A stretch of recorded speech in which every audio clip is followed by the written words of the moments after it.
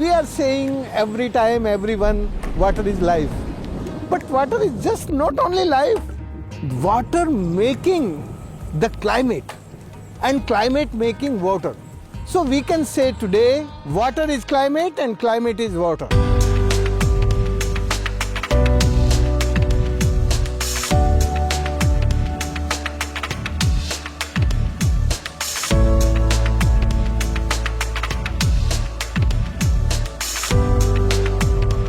Welcome to Facing Future. Water is critical for life. It is also the regulator of our climate. As floods and droughts plague the world, a new understanding of the dynamics of water and its cycles is urgently needed. We need to recover the meandering flow of rivers so that they can again nurture the land and bring back its ecological integrity. This is the message of the beautiful new film, Water is Love. With me today to introduce the film and the work of the Tamara Peace Research and Education Center in Portugal are Martin Winiecki, networker and leader of the Institute for Global Peace Work at Tamara, co-director and writer for the film Water is Love, and Isabel Rosa Zabu, who is also a co-creator and coordinator for the film. Welcome to you both. It's so exciting to have you here. Thanks so much for having us. Thank you. Martin, can you begin and tell us a little bit about this really exciting work? We started this journey some years ago, actually being very moved by the awakening, especially of students, for the existential threat of the climate crisis, and at the same time facing the systemic paradox of appealing to governments that are so bound to the capitalist growth forever agenda. And at the same time, being part of a place in southern Portugal, in an area that is strongly affected by climate change, by desertification, in a place where for over 15 years now, we ourselves have experimented with water conservation and ecological regeneration and see the positive potential of community-driven, decentralized water management. We felt this need, this urge to connect these different streams of responses to the climate crisis. And so what Water is Love does is it follows the journey of young people that are existentially shaken by this realization of this ecological crisis threatening the world, but also especially their futures. Coming to Tamara, coming to this place and going through a youth camp that transforms them in many ways. Their thinking, their ways of, their ideas of relating to each other, but also to nature, becoming aware of the potential of what communities can do to regenerate ecosystems through water conservation. And so the film also then shows some of the projects with whose leaders they come in contact with. So we look at this remarkable project in Kenya, where people have been using these technologies not just to restore nature, but also to respond to famine locally and feed people through organic food self-sufficiency. And then also Rajendra Singh's work in India, who was an Ayurvedic doctor that over 40 years ago started a movement using very similar techniques of rainwater conservation that has resulted in the largest community-driven ecosystem regeneration effort on the planet. So they managed to bring 11 rivers back to life, restoring thousands of square kilometers of desert, lowering regional average temperatures by 2 degrees. So these are really remarkable stories, almost fairy tales in times of climatic breakdown and economic globalization.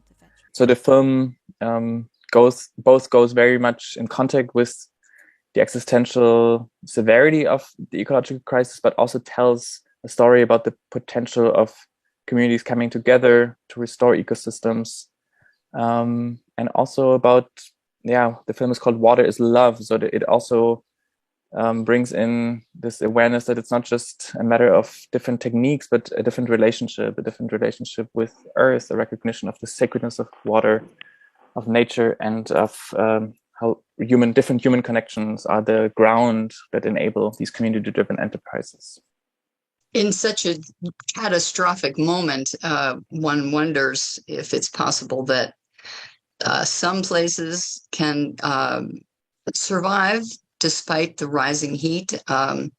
and the storms that are coming, and whether this movement can spread widely enough, fast enough to affect more and more people, or whether these are going to be isolated communities that may survive. I really would love that the paradigm of this spreads, because this is the only hope that I see in the world.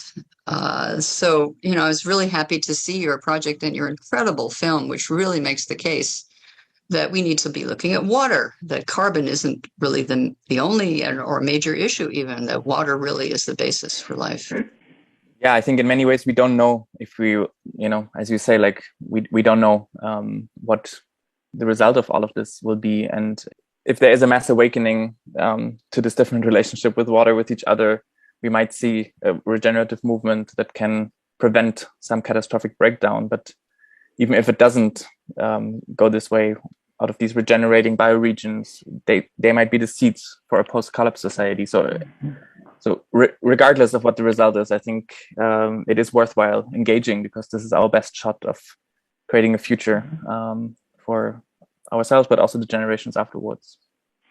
Isabel, you have worked in this project for quite some time, originally coordinating it, and now, helping to create the project. What would you like to tell us about it? I think it's, for me, one of the keys, it's Martin said, it's about love, in a way that how I relate with the planet. And ultimately, it's also how I relate with myself and with the others.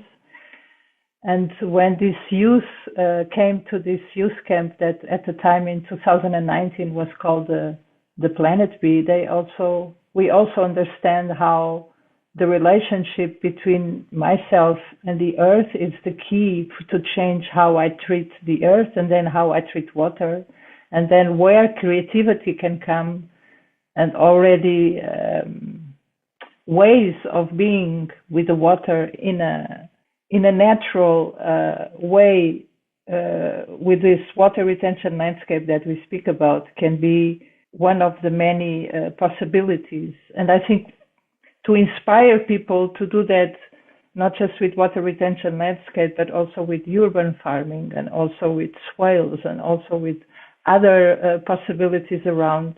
I think this is one of the things, it's to inspire young people to take an action if they want to, and that hope is not so hopeless, that there is not so much hopeless, because it's difficult. On the other hand, at the same time, we had another event called Defend the Sacred, which also brought together activists from around the world, and also elders that are here for a long time, and youth and elders, they came together. So this intergenerational connection, I felt also very important in the film, that we all thought it could be really a good inspiration to bring both generations to speak about it. The day that we gathered with the elders was probably one of my favorites of the youth camp. To be able to ask this older generation about some of my burning questions about what life looked like when they were younger, what education did they have around indigenous issues, what education did they have around the climate crisis when they were our age, and seeing how much these adults supported our visions, and how much we were really on the same page was really important to me. Well, the young people, are really faced with a horrible dilemma. Do they feed into the patriarchal, destructive, exploitive system that exists, where wars are everywhere and we live in a paradigm of such violence? Or is there a new kind of society that's rising up, a new world that will come out of this crisis, where people are more communities, as you've created in Tamara and other places? Can people go from urban environments and learn new skills? How many people can we sort of save? Or how can people start to take action more in their environment? Because this is also, as much as I take care in my own environment and joy with friends and then create communities, it doesn't need to be a place like Tamara as a community that we are living together, but there is also if I live in a village, or if there is land around, and if I work with the earth, and if there is food start to be providing, and also regenerating the land in a way that water are in abundance and springs can come, this is also another way of change, I would say, then the local economy, and then we start. So it's also this ripple effect. It's possible, but we need to come together. We need to change the relationship with each other, I think. Certainly. Martin, you work on this Institute for Global Peace Work. Can you tell us a little bit about that? Sure. Tamara's work is on modeling or researching the foundations of, let's say, a post-capitalist nonviolent culture. The community dates back many decades and focuses a lot on creating social and ecological structures for a nonviolent and regenerative way of life. But we also recognize that in this work, it is so important to be connected with groups that are following a similar vision for a different world, even if their primary work is in different fields. Obviously, the work on ecological regeneration and on creating self-sufficient and autonomous bioregions is just as much a driver in this potential tapestry of systemic change. And so IGP, the Institute for Global Peace Work, is both communicating our findings as Tamara, sharing it with the world so other groups have access to it, but also creating links with them, facilitating communication. And we also have partnerships, especially with some communities in the Global South that are facing really the brunt of this globalized, extractive, planet-killing machine, and are in active need of advocacy, of defense, of witnessing. So some of our work is also in that, of like offering solidarity, support. So it is an attempt of contributing to this global need of interconnection and solidarity between groups that are trying to make a different world. Well, in your film, you have this man in India, Rajendra Singh, who's just such a beautiful spirit, who's restored those 11 rivers there. India is a place that's very threatened. It's like sort of the climate target, as is Kenya, which is another place, and as you say, Portugal. Yep. These are all places that are on the forefront of the disaster. So if it can be done there, it could be done anywhere, hopefully. These are kind of like seeds. You call them biotopes, that you hope to link like seeds around the world that may spread. How is this movement spreading? Of course, by the film, by education, but how do you see the future for it? Yeah, I mean, I think there is a huge emergence, especially in the Global South, of social movements, indigenous movements. Like it's actually remarkable when you look at like the history of and the ongoing nature of this massive colonial violence that has come from, especially from Europe, and destroying indigenous cultures around the world. When you see the movements of anti-colonial resistance that have preserved communities and that are now standing up, and especially in the Global South, we have these really remarkable examples, and the movement that Rajendra Singh started, Taran Bharat Sangh, which now works in all the states of India and has created these big examples of entire self-sufficient bioregions, not just self-sufficient, but actually in some ways examples of what Vandana Shiva calls earth democracy. So you have people that have their river parliaments to defend and steward water and land autonomously. So these are real examples of what we could call a post-capitalist infrastructure. And so I see an important process of these movements coming together and learning from each other, while respecting their diversity and difference, recognizing that like there are actually no universal models, but like each context is different. And then I also see the need for what is the particular role of healing biotopes, which is really like places where we try to go very deep in the research of transforming even the subtle interpersonal, traumatic, psychological, spiritual layers of of cultures of violence. So places that can really embody in a very profound way a non-violent regenerative way of life. And I think these can help catalyze the growth of this movement. And I also see them as seeds. I also see them as seeds that can help these bioregions, these autonomous bioregions, to thrive. We have a very linear way of thinking. If you look at most people's, if they have a garden, it's all everything is, you know. My garden is like crazy. I have, all kinds of animals living in it. And I say, well, I live in nature and I'm not controlling nature. We have this concept and have had for a long time that we engineer nature, that nature is some kind of a mechanical thing that we can drive into whatever we want. And as a result have produced the ecological disaster all around the world. And as you say, what's required really is a new way of thinking, a change in consciousness that has to precede anything that can be done going forward. So that change in consciousness comes about through a great deal of work and pulling people out of the despair that they're in now. If they are aware of the climate crisis, it's terrifying.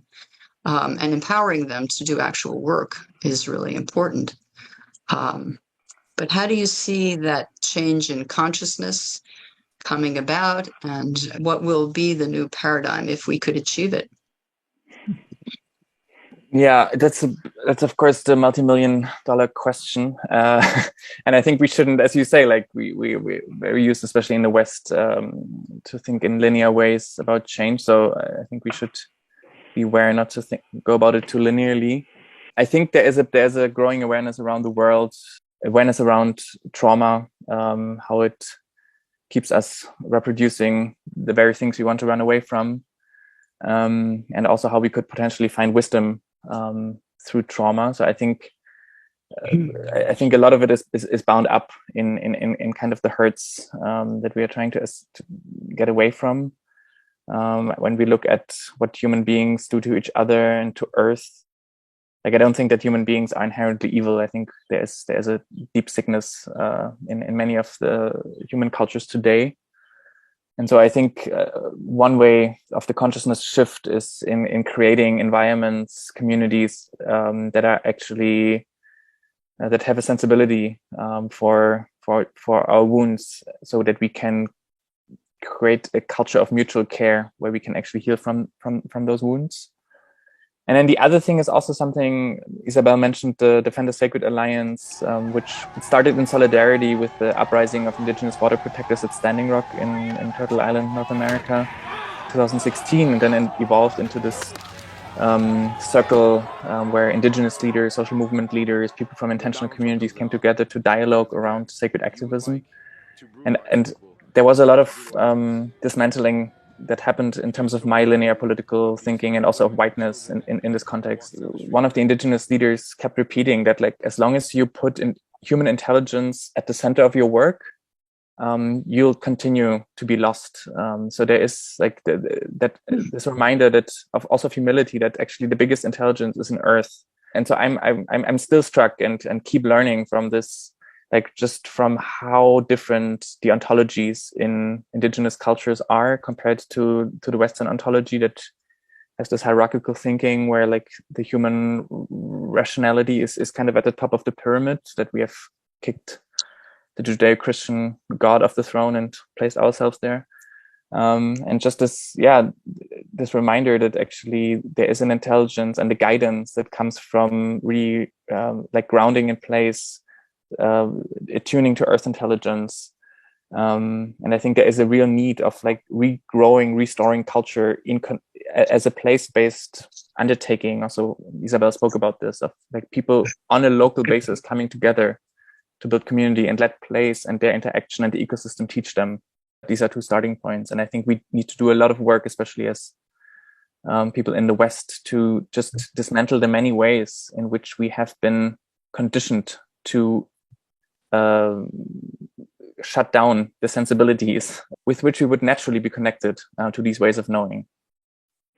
Yeah, I was hearing Martin, and that's it, because when I put the earth in the center of the politics in the system, then everything changed, right? So this is the thing. It's how we human beings know that we belong already to life and we belong already to the earth and to the nature. Like as much as I'm alive, I'm in that. No, I have that connection always, and all the four elements around me, like water, air, and fire and air, it's the same inside of me and outside. And this is not a kind of exotic or transcendence thinking. It's like it's because I am alive because of that. So when I start to work on the land, when I start to look at the trees as a totally intimate relationship that I have, because without them I don't breathe, and as long as I start to see nature as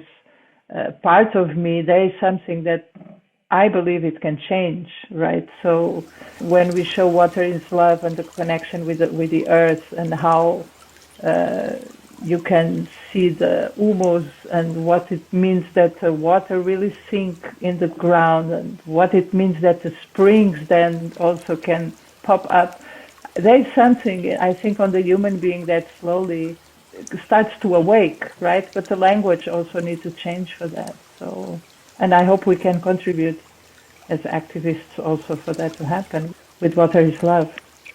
Water is such an amazing element. To allow water to flow, we've dammed up the rivers, we've built over them. Exactly. They're pumping the New York subways all the time because there were rivers under Manhattan. We've created such disbalances. We haven't listened to water in a sense. And to see how water does things. Water is penetrating. It goes into the ground. It stays, and then it cycles back into rain and so forth.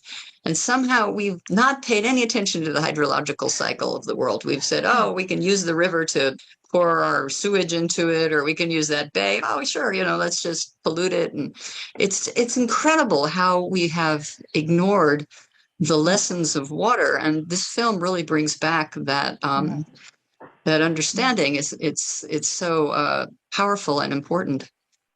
And also, if I can add one more detail on the film, when Philip Munyasa from the project Otapika that we show from Kenya, also this thing that is, I can have a well on my land, but then it's also my responsibility to create conditions that well keep having water, and not that I just extracting the whole water and then I go and do the well on another place on the land. So this kind of thinking of we are gifted and we give it back. It's this way of relation, and that it's very symbiotic. It's very important, I think, for a system change also. It's one of the pieces also for that. A part of the story of water is the story of our abuse of animals and the incredible amounts of water that are used to raise cattle around the world. And if we did that one thing, if we stopped exploiting the cattle with meat and dairy, that would be a huge step toward renewing the land and allowing it to recover and not to waste it, not to waste the water in this terrible way. But also our relation to all animals is something we have to pay attention to provide the habitat and share the water with the animals on the land. We also can provide a safe space that all the animals can come there and please drink freely from the water retention landscapes that we have. Enjoy yourselves, because that's it. Ultimately, it's to be free. We've lost a lot of the aquifers in the world because we've used it for farmland, and most of that farmland is going to grow feed. Yeah, and maybe just also to add here that we just touch on it in the film, but there's other films that go more into it. But when we look at grazing animals, they've also been abused by the extractive industries and the dairy and meat industries, as you say. But they can also play a role in the regeneration of ecosystems. There's this amazing work of Alan Savory on holistic plant grazing, where animals are being given ways to move on land that imitates the movements of natural herds. and where we actually see that how wild grazing animals move. As all beings in nature, they fulfill particular ecological functions that allow the whole community, the whole ecosystem, to thrive. And so this is actually a very important piece when we think I of... do know about the work of Yeah. Alan Savory, and don't find it very savory myself. I think we need to restore habitat for wildlife. We've wiped out 70% of the wildlife. So restoring the land for animals that we can eat is, to me, not the solution. I have to say. I agree. I'm vegan myself. I'm totally with you, but I'm also thinking of like, what is, like, how can I picture the transformation, and how do we do this quick enough? And there's an acknowledgement that we have these billions of herding animals, and how can they be part of this transformation that we need, and we need it to happen very soon. So we have a bit of time left. Is there something that you'd really like to say about your work or about the film before we close? I would like to say that inside this film there is parts of an animation that we also have and will have available from 20th of June at the platform WaterBear. And it's an animation about the broken water cycle and possibilities of regenerating. And it's a great animation for education or for schools. So, and maybe Martin speaks about the film. Yeah, so we will have the online premiere next week on the 6th of June. The film will be freely available streaming for 72 hours. Go to waterislovefilm.org, and sign up. There's also an online summit that we are planning in early August, from the 1st to the 4th of August, with the title "What Does Water Want?", which we will have different conversations with regeneration practitioners, scientists, policymakers, indigenous leaders, to deepen basically on all the different aspects of the film. So this will be very rich conversations, and also, possibilities to learn more. And we would love for you to be part of that. And you can pre-register on our website on the same link, waterislovefilm.org. I'd love to see you there. Yeah. Great. All these links will be in the description, and people can click on them, and hopefully everyone should really watch this film. This film is really amazing, and the animation is very, very clear, and would be a fantastic tool for educators. So thank you both so much. I really appreciate your work, and I appreciate your being with me today on Facing Future TV. Thank you so much. Thank you for having your me. work. Água eu sei, tem alma, tem memória, tem saber. Água eu sei, água eu sei, tem alma, tem memória, tem saber.